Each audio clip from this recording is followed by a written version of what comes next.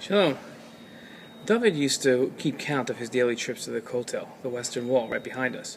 Having grown up in Jerusalem's old city, it was easy for David to walk to the Kotel each morning for Shacharit.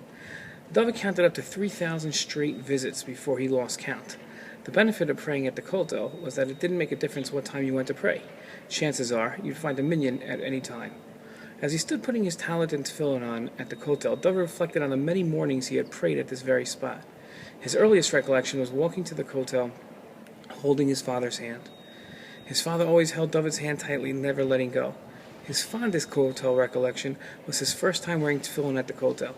As a boy, David always felt left out, standing among the men donned in their talis and tefillin. As David wrapped his tefillin for the first time, an old man walked up to him and gave him a bracha, a blessing, and he said, "May God grant that the excitement you feel today extend to every time you put your tefillin on for your entire life." David held that blessing in his heart as he reflected on this week's Sedra. Moshe and the Leviim spoke to the Jewish people, "Pay attention and listen, Jews. This day you have become a people to the Lord your God." David remembered Rashi's comments on this verse. Every day it should seem as though you are entering into a covenant with God on this very day.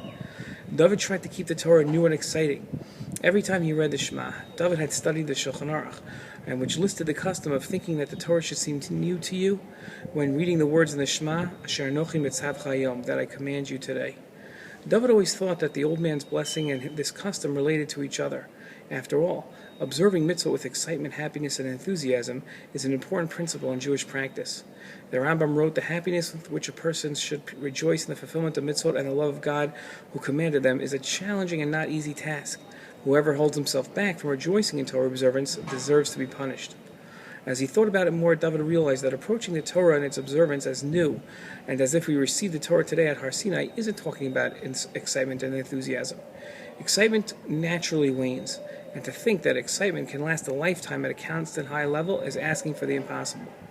Rather, David reasoned, when receiving something new, we follow its rules to the letter. We are careful lest we abuse or violate our new possession. It is the intensity of observance, the seriousness by which we fulfill God's rule, that we are supposed to contemplate day in and day out. Each and every day, as we read the Shema and perform mitzvot, we should be as serious as we were on the day we received the Torah on Har Sinai. Shabbat Shalom.